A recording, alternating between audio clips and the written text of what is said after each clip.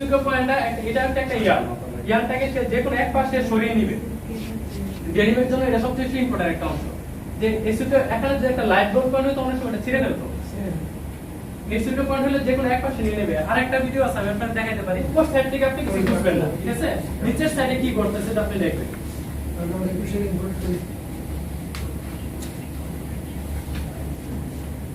দেখেন আটকে কিন্তু গেছে, আটকে গেছে না? এখানে ইয়ারগুলো সে ছিঁড়ে তারপর ঢুকে যাবে।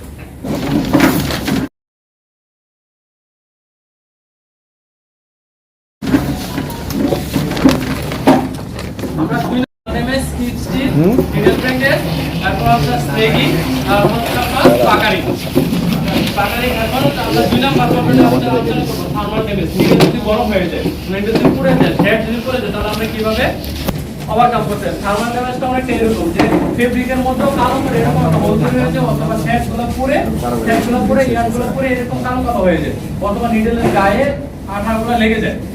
এটা আসলে কেন হয়? সুতা ছাড়া একটা নিডল যে সুতা ছাড়া, ঠিক আছে, সুতা থাকবে না একটা ফেব্রিকের মধ্যে। একটা নরমালি মেশিন আপনাকে 4000 4500 5000 আরপিএম চালান যায়।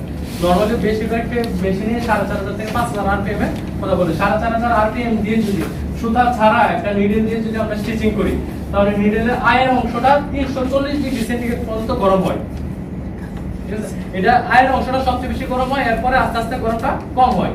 এখন আমি আপনাদেরকে যদি একটা কোশ্চেন করি, সুতা দিলে নিডলের টেম্পারেচার, নিডলের যে টেম্পারেচার 340 থেকে বাড়বে না কমবে? বাড়বে, কমবে। বাড়বেও রাইট, কমবেও রাইট। একসাথে দুটো জিনিস তো রাইট হতে পারে না, তাই না? বাড়বেও রাইট, কমবেও রাইট। কারণ কি? দেখেন, সুতা যদি খারাপ কোয়ালিটির হয়ে থাকে, সুতার যদি লুব্রিকেশন না থাকে, তাহলে নিডলটা আর বেশি গরম হয়ে যাবে। লুব্রিকেশনটা কি? আমরা অনেক সময় কোনটা পানিতে ভিজিয়ে টিজিয়ে ইউজ করি না? সুতা, শ্যাম্পু, পানি, তারপর সিলিকন দিয়ে ইউজ করি না? এটার কারণটা কি? এটা আমরা এডিশনাল লুব্রিকেশন দিচ্ছি। লুব্রিকেশন দেওয়ার মেইন কারণটা হচ্ছে সুতাটা যে সময় যাচ্ছে, নিডলের টেম্পারেচার অল্প অল্প করে সে নিয়ে চলে যাচ্ছে। নিডলটা তো ফিক্সড, সুতাটা তো কন্টিনিউয়াস মুভমেন্ট হচ্ছে। মুভমেন্ট হলে কি হয়?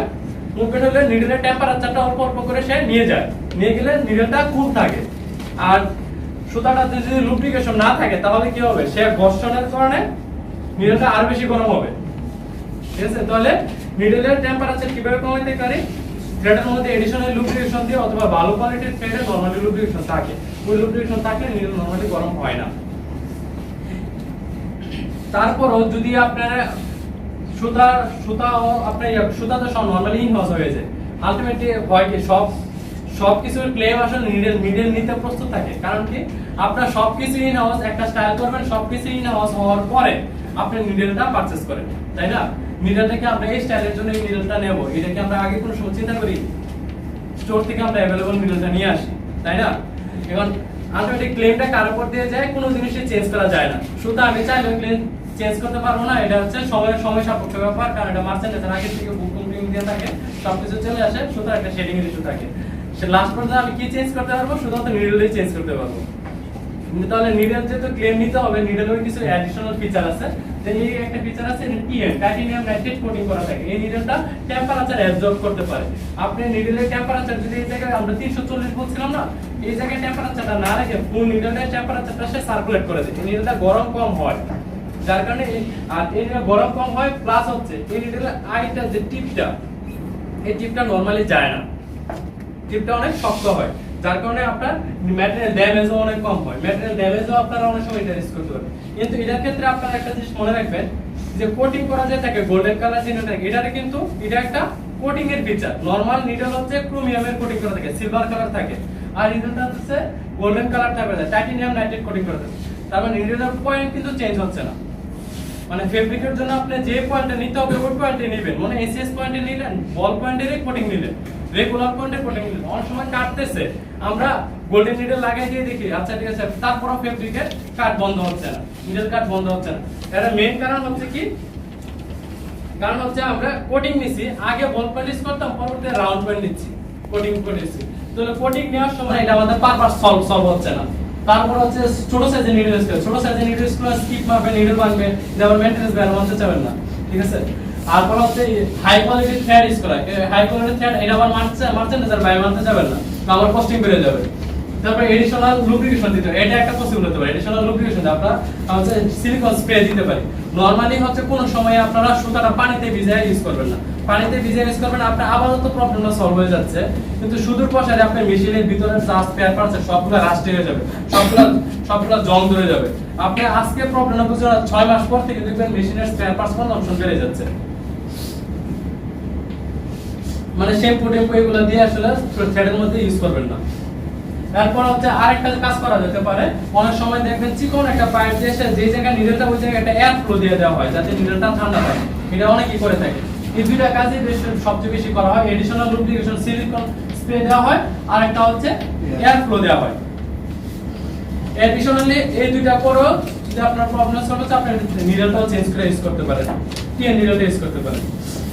এখন হচ্ছে 3 নাম্বার প্রবলেম, যে স্নেকিং প্রবলেম। স্নেকিং প্রবলেমটা আপনাদের জন্য খুব বেশি গুরুত্বপূর্ণ না, তারপর কিছু জায়গায় আপনারা ইউজ করতে পারেন স্নেকিং প্রবলেমটা। কিছু আপনারা কি ইলাস্টিক ইউজ করেন ওয়েস্ট ব্যান্ডে কোন সময়?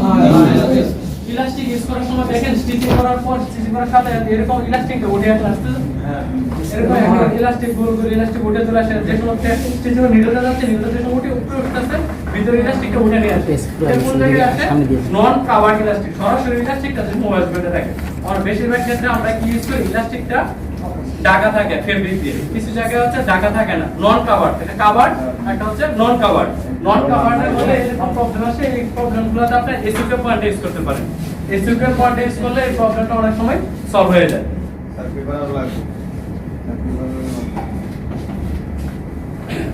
এরপর হচ্ছে স্কিপ স্টিচ আর থ্রেড ব্রেকেজ।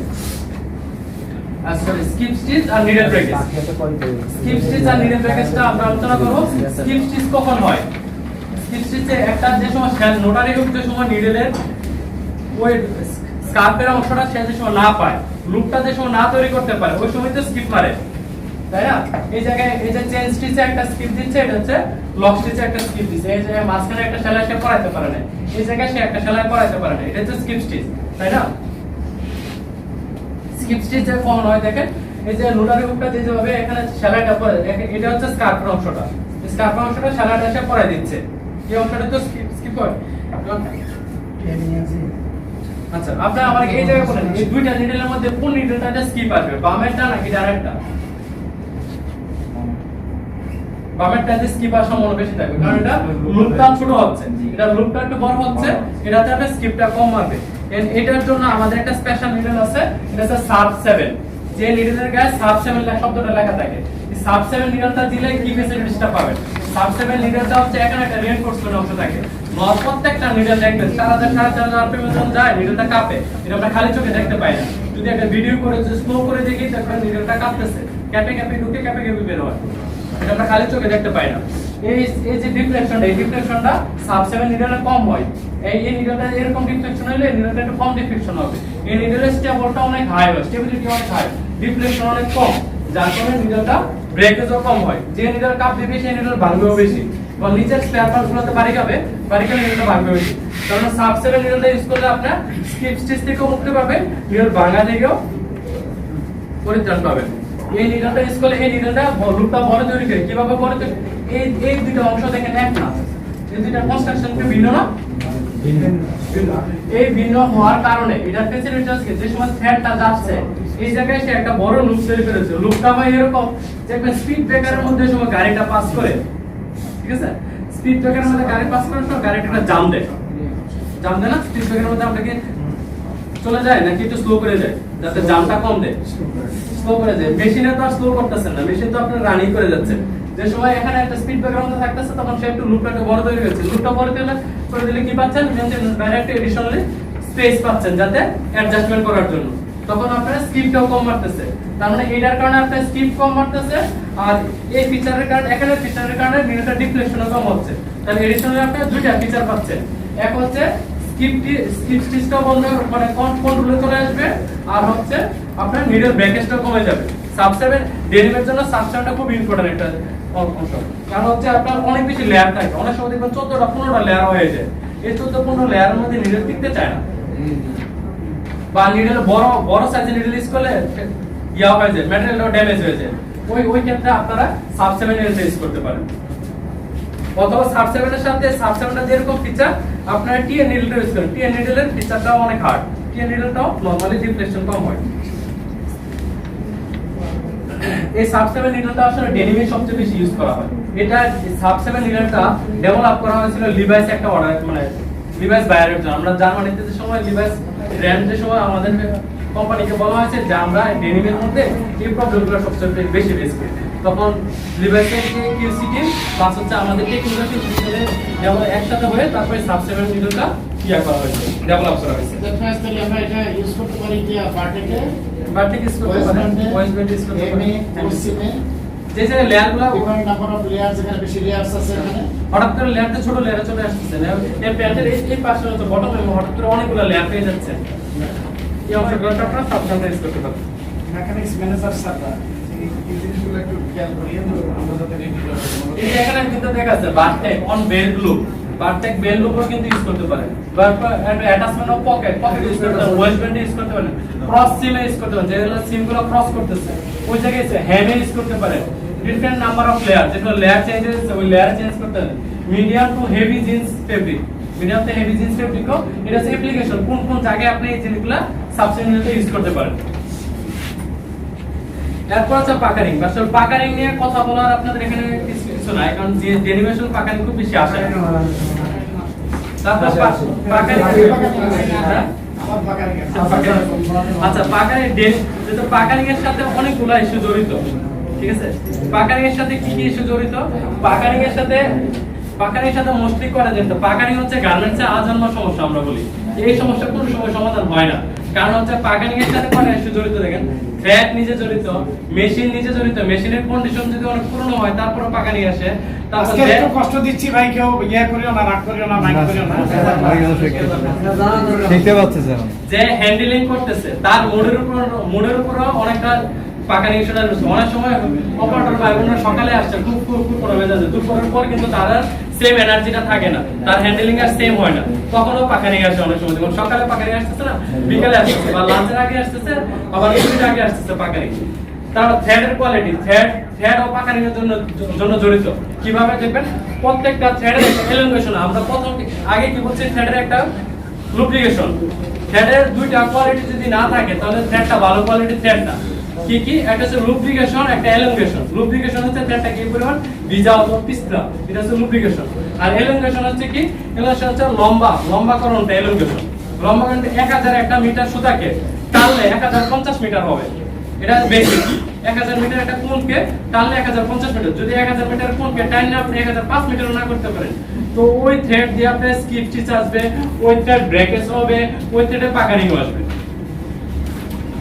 ঠিক আছে। কারণ হচ্ছে এলিভেশনটা থাকলে হয় কি, থ্রেডটা আবার আগের জায়গায় আসার জায়গা পায়, মেশিনের ফোর্সের কারণে থ্রেডটা আগের জায়গায় আসার জায়গা পায়। মাঝে মাঝে সুতরাং ডাইনা দেখতে পারবো না, লাইন চিপটা, লাইন কন্ট্রোলার, এটা দেখলাম যে সুতরাং কি অবস্থা।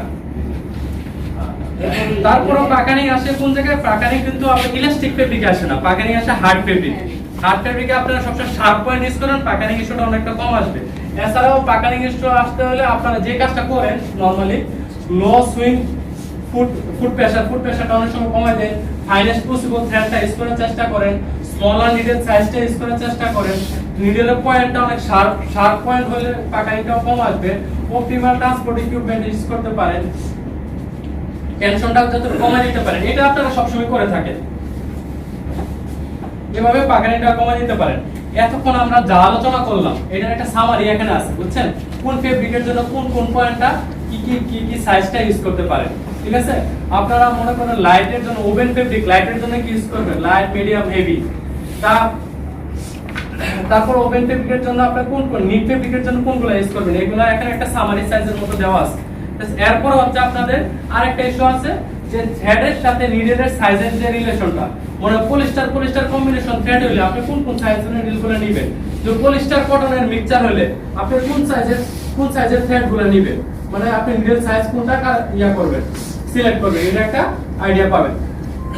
এছাড়াও আরেকটা ইস্যু আছে, থ্রেড সিলেকশন করার বেস্ট ওয়ে হচ্ছে আপনি চাইলে আমি প্র্যাকটিক্যালগুলো দেখাতে পারি।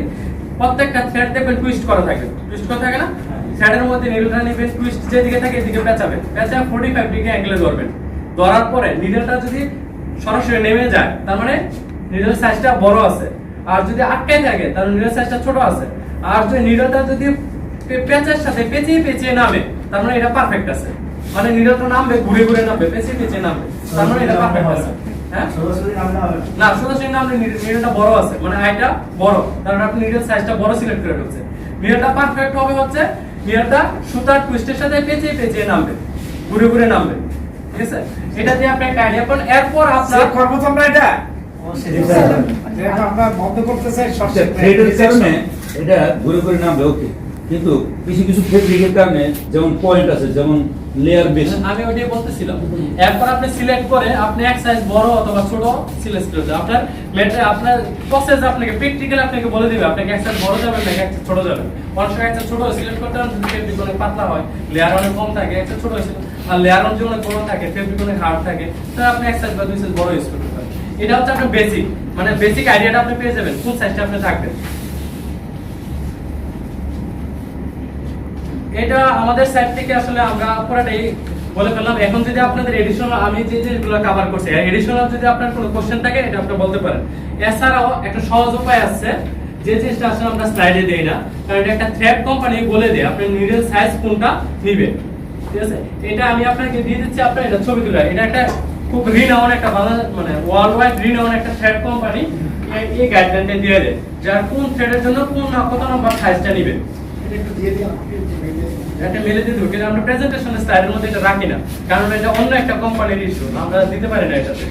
জাস্ট এডিশনালি আমি কোম্পানির নামও মেনশন করলাম না, জাস্ট আমি একটা স্লাইড দিয়ে আপনাকে বলে রাখলাম। এটা আপনি একটা আইডিয়া পেয়ে যাবেন। এটা যে বাইবেল জিনিসটা কিন্তু এভাবে যাবেন না, ঠিক আছে? এটাই যে আপনার ফলো করতে হবে চেষ্টা করুন।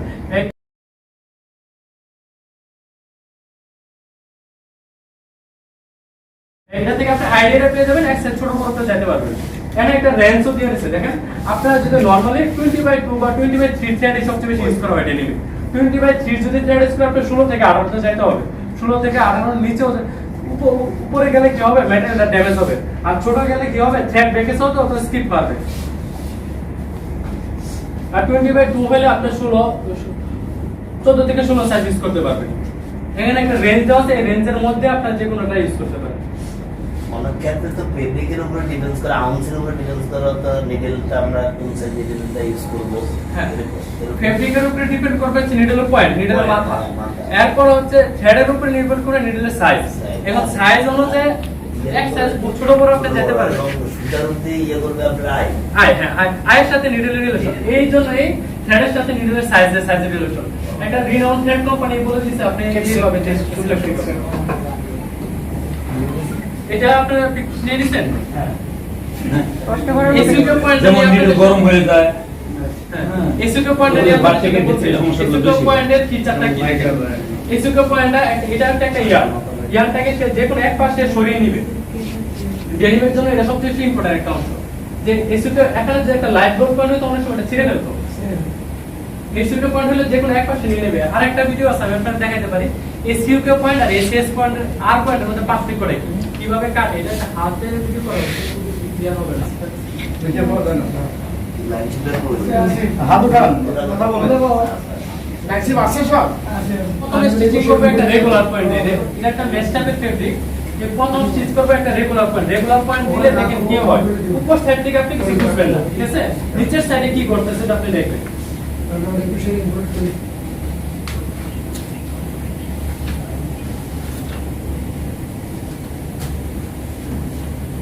দেখেন আটকে কিন্তু গেছে, না? এখানে ইয়ারগুলো সে ছিঁড়ে তারপর ঢুকে যাবে। এই সেম জায়গায় এই যে অলরেডি ছিঁড়ে যাচ্ছে, এই যে লেখা ব্রেকেজ। এরপরে আমি এই জায়গায় একটা এসইউকে পয়েন্ট ইউজ করব। এসইউকে পয়েন্ট ইউজ করলে ওটার ফোর্সটা কিরকম ভাবে সাইনে দেখেন। এসইউকে পয়েন্ট আছে নরমালি ঢুকে গেছে, সেটা তো ফেব্রিকের ইয়ারগুলোকে নিয়ে যায় না। এসএস মানে এখানে পয়েন্টের ইস্যুটা কতটুকু ইম্পর্টেন্ট, একটা ফেব্রিকে একটা পয়েন্ট রং পয়েন্ট সিলেকশন করি তাহলে ইস্যুটা কিরকম ভাবে আসতে পারে। তো বল পয়েন্টের কারণে আমার মনে হয়, হ্যাঁ, বল পয়েন্ট ওই যে আপনাদের একটু বললাম যে বল পয়েন্ট ইউজ করার সময় আমরা চেক করব কোন বল পয়েন্ট ইউজ করতেছি, লাইট বল পয়েন্ট ইউজ করতেছি না মিডিয়াম বল পয়েন্ট ইউজ করতেছি। যে এটা আটকে যাচ্ছে বল পয়েন্টের উপরে বেশি প্রকার কোনটা বল পয়েন্ট যেটা আটকায় না, সরিয়ে চলে যায়, আর পয়েন্ট হলো কি সে সামনে যাই পাবে তা নিয়ে চলে যাবে। লাগে আমরা কিন্তু হাত দিলে বুঝতে পারবো নিডলের টিপটা ঠিক আছে কিনা। এটার ক্ষেত্রে একটু কম ম্যানসেশন আছে, নিডল একটু ঠান্ডা হওয়া পর্যন্ত আমরা সময় দেবো। ঠান্ডা হওয়ার পর আমরা হাত দিয়ে দেখবো, যদি সন্দেহ হয় তাহলে আমরা খুলে লোকের মধ্যে আমরা ইয়া করতে পারি, স্ক্র্যাচ করতে পারি। যদি স্ক্র্যাচ করে তার মানে নিডলের টিপটা নেই। আর একটা কাজ করতে পারেন, যেটা একটু কস্ট ইফেক্টিভ, একটু কস্টিং কাট হবে, এরকম একটা ম্যাশের একটা কার্টুনের ফেব্রিকের মধ্যে একটু ম্যাশ লাগিয়ে নিতে পারেন, বা কিছুক্ষণ পর পর যে নিডলের গায়ের মধ্যে এটা ওঠানামা করাতে পারেন। যদি কাজ কেটে যায় তাহলে আমাদের টিপটা নেই। Thank you. আর কোনো কোশ্চেন থাকলে বলতে পারেন।